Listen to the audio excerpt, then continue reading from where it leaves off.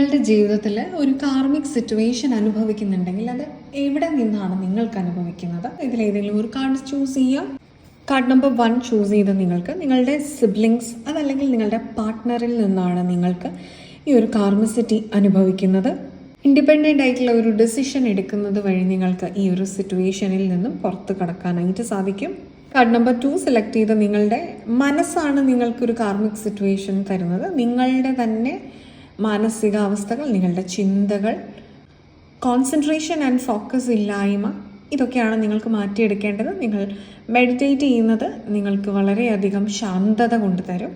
Card number 3 choose ചെയ്ത നിങ്ങൾക്ക് നിങ്ങളുടെ ഫാമിലി അതല്ലെങ്കിൽ നിങ്ങളുടെ ഫിനാൻഷ്യൽ സിറ്റുവേഷൻ ഓർ നിങ്ങളുടെ വർക്ക് അറ്റ്മോസ്ഫിയറിലാണ് നിങ്ങൾക്ക് കാർമിക് സിറ്റുവേഷൻസ് ഉള്ളത്. മാനസികമായ ഒരു ബലം, ഇൻഡിപെൻഡൻസ്, ഇമോഷണൽ ഇൻഡിപെൻഡൻസ് നിങ്ങൾക്ക് ഈ ഒരു കാർമിസിറ്റിയിൽ നിന്നും പുറത്തു കടക്കാനുള്ള വഴി തെളിച്ചു തരും.